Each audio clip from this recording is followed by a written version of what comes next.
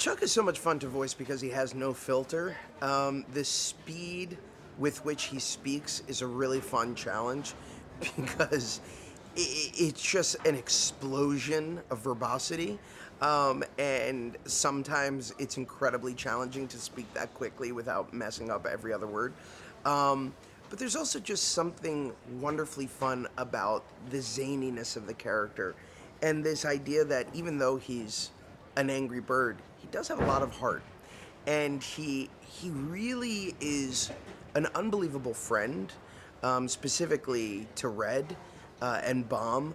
But also in this film, we get to meet a new character, his sister, Silver, played by the brilliant Rachel Bloom. And seeing him with new wrinkles through the prism of these other new characters is also really fun.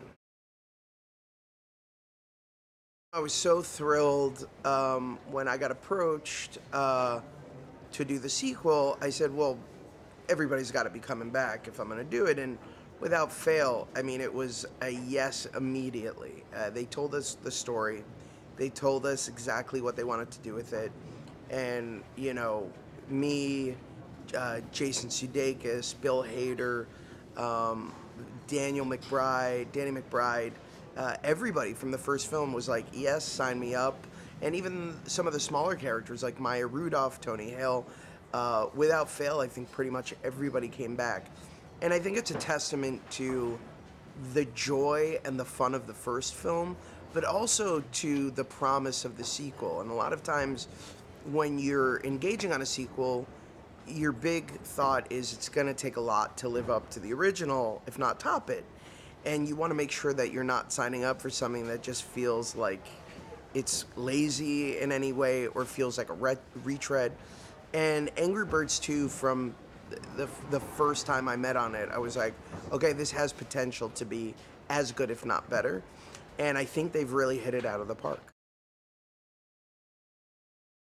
The movie, like the first film, does deliver an entire family experience.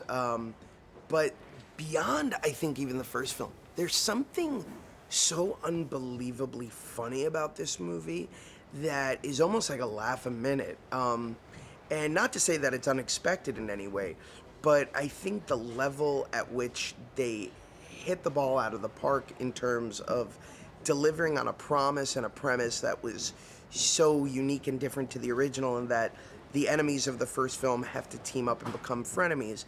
There's so much fertile comedic ground to explore out of that premise, and that's exactly what they've delivered on. In this particular case, the characters from the first film, the pigs and the birds, obviously have a lot of angst towards each other. The pigs don't trust, the birds don't trust the pigs, and obviously have no reason to trust them because the pigs want to take the birds and their island. But in the sequel, what happens is there's a new character named Zeta, played by the brilliant Leslie Jones, who stands as an existential threat to both the pigs and the birds. And so in order for them to fight back, they're going to need each other's help, and that's exactly what happens. There's something really thematically lovely about this film in that idea of unity despite disagreements. And I think that we could all learn to benefit from that. And you know, there can be common ground even with those you don't necessarily understand or trust.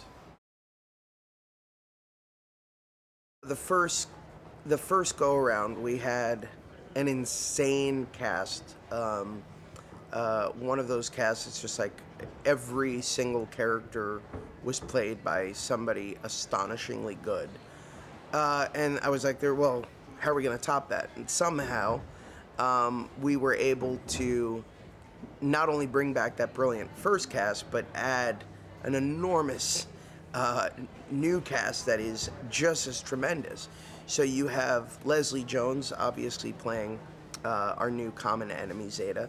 You have Sterling K. Brown, who's playing an assistant to Leonard, cut from the same cloth as an Elon Musk. Of course, you have Rachel Bloom playing my sister, Silver.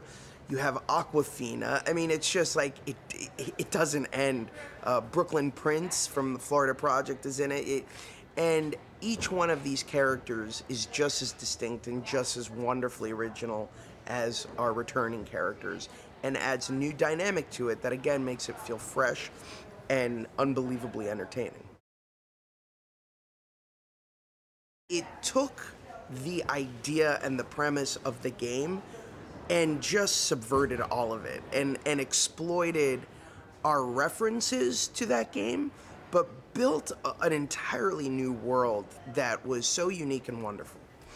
But now with the sequel, we have an opportunity because we don't have to go back and explain the world, we don't have to explain the rules, so you can expand upon the language and the understanding and the relationship that we have with these characters, and go to entirely new places without laying the groundwork.